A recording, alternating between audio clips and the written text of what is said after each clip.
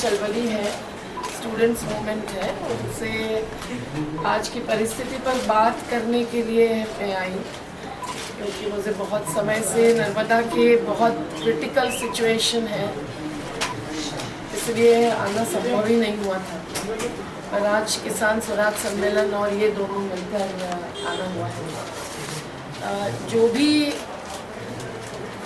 HCU में हो रहा है वो बहुत ही गंभीर है। एक तो एजुकेशन सेक्टर में, शिक्षा क्षेत्र में जो चल रहा है वो अलग अलग प्रकार से डिस्क्रिमिनेशन और गैर बराबरी दिखाने वाली बात है। I'll speak in English again, so then I'll freely speak in Hindi. एक तो शिक्षा क्षेत्र में जो विषमता है गरीबों और धनिकों के बीच में, वो तो आज बहुत बड़ा डिप्रिवेशन या वंचना ला रही है। और उसके अलावा JNU जैसे यूनिवर्सिटी से भी हम आंदोलन के लोग बहुत बार सुनते आए कि दलित PhD स्टूडेंट्स के साथ भी कैसा व्यवहार अलग होता है, और वो बात अभी तक दबी दबाई रही, जबकि दलितों के सामने इस देश में कई पीढ़ियों पहले से चलता आया ब्राह्मणिज्म, ब्राह्मणवाद या अन्य प्रकार की सामाजिक अन्याय के साथ जुड़ी हुई आर्थिक वंचना कौन नहीं जानता। पर अभी जो बात देश भर फैल रही है वो है एक सोची समझी जाति और मजहब के नाम पर समाज को विभाजित करने की बात। जो भी JNU में या हैदराबाद सेंट्रल यूनिवर्सिटी में हुआ है उसको देखते हुए यही कहा जाएगा कि जो आज सत्ता में बैठे हुए लोग हैं उन्होंने जिस प्रकार से रोहित और उनके साथियों का मसला हल नहीं करना चाहा और आज तक भी हल नहीं करना चाह रहे हैं, वो उनकी राजनीति है, वो जातिवाद केवल नहीं है। एक बाजू युवाओं के वोट्स मांगने वाले भारतीय जनता पार्टी के शासक और नरेंद्र मोदी जी, दूसरी बाजू युवाओं की एकता नहीं चाहते। इन यूनिवर्सिटीज में मार्क्स से लेकर अंबेडकर तक और लोहियावादी भी विचारधारा के लोग, विद्यार्थी अधिकांश संगठनों में रहे। मैं जानती हूँ क्योंकि हैदराबाद सेंट्रल यूनिवर्सिटी में भी मैं 2-1 बार पहले आकर बात रख के गई हूँ। JNU में तो हर 3-1 महीने के बाद हम आंदोलनकारी जाते रहे उनके बुलावे पर, एंड रात को मध्य रात्र तक उसके पार भी बातें होती हैं। तब केवल एक फर्स्ट क्लास करियर के लोग, विद्यार्थी यहाँ नहीं आते हैं, तो एक पूरी दुनिया को, देश को समझने वाले, देखने वाले बहुत संख्य विद्यार्थी ऐसी यूनिवर्सिटीज में हैं। ये महसूस होकर हम आंदोलनकारी तो खुश होते हैं, क्योंकि वो जिस प्रकार के सवाल पूछते हैं, हमारे मुद्दों पर कड़े सवाल करते हैं, उससे मालूम पड़ता है कि वो आइडियोलॉजिकली ओरिएंटेड एंड एजुकेटेड है। और वही बात हैदराबाद सेंट्रल यूनिवर्सिटी की रही है। हमारे कुछ साथी नर्मदा आंदोलन के यहाँ रहते हुए यहाँ से निकल कर नर्मदा में है। आज मीरा बहन है हमारे यहाँ, कल हिमांशु उपाध्याय थे जो आज बेंगलोर में है। तो इस कॉन्टेक्स्ट में, इस परिप्रेक्ष्य में रोहित वेमुला की आत्महत्या इस प्रकार के भेदभाव के कारण हुई हत्या है। किसानों की आत्महत्याओं पर अभी हम बात करते आए हैं, पर विद्यार्थियों की आत्महत्याएं भी स्कूलों से भी कॉलेजेस तक होती रही है। रोहित ने उनको एक आवाज़ दी है और पूरे जातिवाद के खिलाफ शहादत दी है। जो बातें इन बहिष्कृत किए गए विद्यार्थियों को लेकर हुई है शासन और यूनिवर्सिटी के बीच में उस समय, उसमें स्मृति ईरानी जी का और बंडारू लक्ष्मण दत्तात्रेय जी का जो रोल था वो बहुत ही स्पष्ट है। ये बात दिल्ली के जंतर मंतर पर उठाने की केवल बात नहीं है, पर आज जबकि तेलंगाना का सपना लेकर इतना बड़ा संघर्ष हुआ और फिर ये राज्य बना, तो अब यहाँ तो कम से कम जाति और धर्म के नाम पर भेदभाव की बात नहीं होनी चाहिए। लेकिन ये सत्ता में बैठने वाले नहीं समझ रहे। उन्होंने इन विद्यार्थियों पर ही कास्टिस्ट होने का आरोप लगाते हुए एक्शन लेने के लिए एक प्रकार से दबाव डाला और उसको सहन नहीं होते हुए रोहित की आत्महत्या हुई। दूसरी बात है कि एबीवीपी जैसे जो विद्यार्थी संगठन है, हम ये नहीं मानते कि उनको भी जगह नहीं होनी चाहिए। हर किसी को अपनी अभिव्यक्ति की आज़ादी, स्वतंत्रता होनी चाहिए। और यूनिवर्सिटीज़ में जबकि चुनाव भी एक प्रकार से दलीय राजनीति के तहत होते हैं, तो हमारे जैसे कई लोग दुखी होते हैं।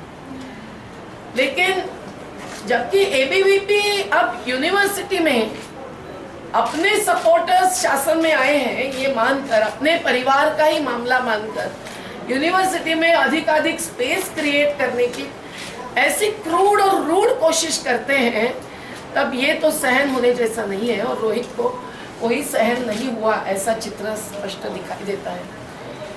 उनकी माँ के साथ जब दिल्ली में जंतर मंतर पर मंच पर बैठे हुए मेरी बात हुई थी, तब उनका भी कहना ये था कि कोई कमजोरी रोहित में थी ही नहीं, तो इसीलिए वो कमजोरी से नहीं, वो एक ताकत से लिया निर्णय था।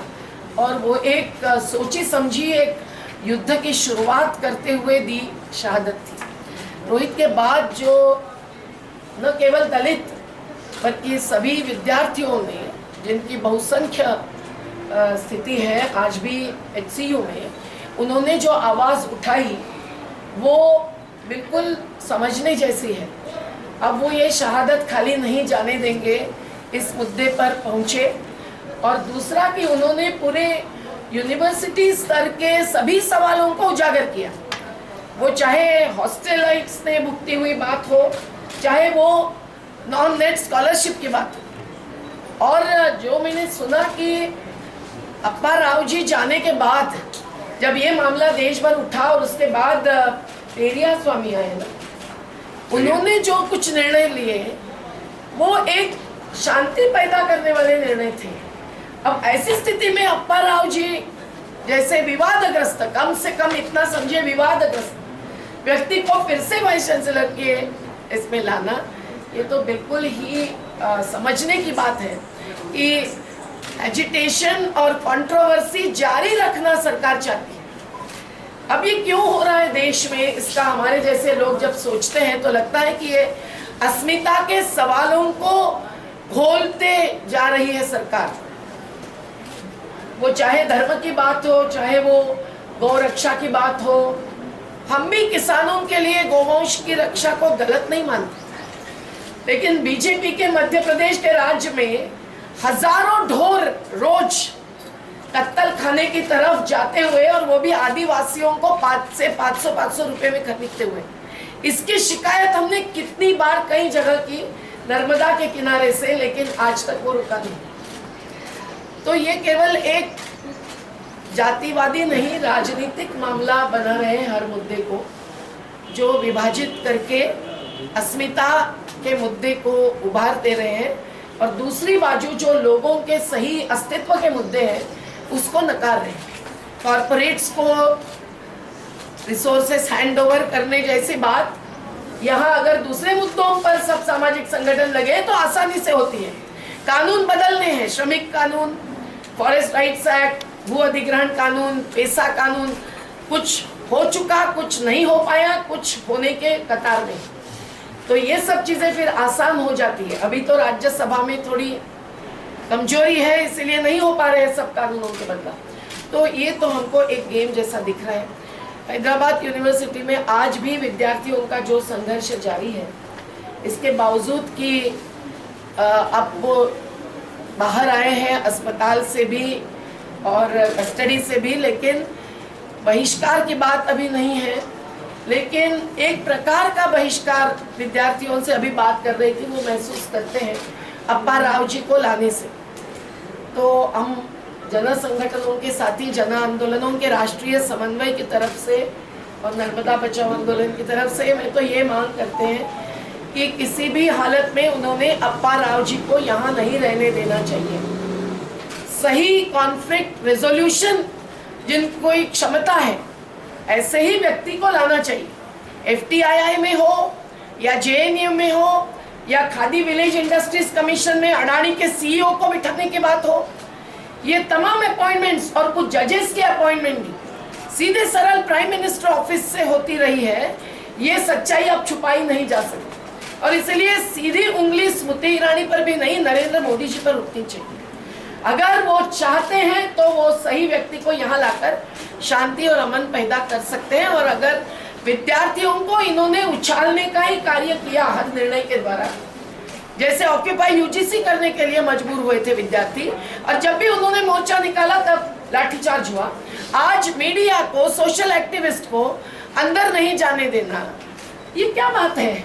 ये अभिव्यक्ति की स्वतंत्रता के केवल खिलाफ नहीं है, पूरे जनतंत्र और संविधान के खिलाफ। और इस एक कृति से भी अंबेडकर जी का अपमान और अवमानना आज के शासक वर्ग और यूनिवर्सिटी कर रही है, ऐसा आरोप हम लगा सकते हैं। एक एट्रोसिटीज एक्ट के खिलाफ बर्ताव के लिए केस लग चुकी है, लेकिन सही तो आज पूरे शासककर्ता जो NDA के साथ जुड़े हैं वो तो ये करने में लगे। तेलंगाना सरकार क्या भूमिका लेती है, ये भी हमारा सवाल है। ये चंद्रशेखर राव, जबकि गुलाबी रंग की रैली छाई हुई थी और I think I was the only non party person on the dais, उस समय हमने कहा था कि केवल राज्य छोटा होकर और पार्टी बदलकर सब कुछ नहीं बदलता है। आपके विकास की अवधारणा, आपके समाज और सामाजिक न्याय की अवधारणा, ये जब दिखाई देगा तब मालूम पड़ेगा तेलंगाना में अलग और विशेषता क्या है।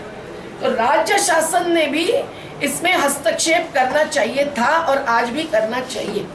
अन्य मुद्दे राज्य के स्तर पर केंद्र के दायरे में जो आते हैं वो भी उठाती है राज्य सरकार, जैसे जमीन का मामला हो या और किसानों का मामला हो।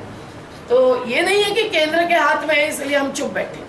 मुझे लगता है कि तेलंगाना की सरकार ने भी इसको गंभीरता से लेना चाहिए, बात उठानी चाहिए और यूनिवर्सिटी को खुला करना चाहिए और अप्पा राव नहीं, सही न्यायपूर्ण व्यक्ति को की नियुक्ति वहाँ करनी चाहिए। रोहित वेमुला की शहादत खाली नहीं जाने दी है दलित संगठनों ने और दलित युवाओं ने और तमाम विद्यार्थियों ने और जन आंदोलनों ने जो हम उनके सबके साथ हैं।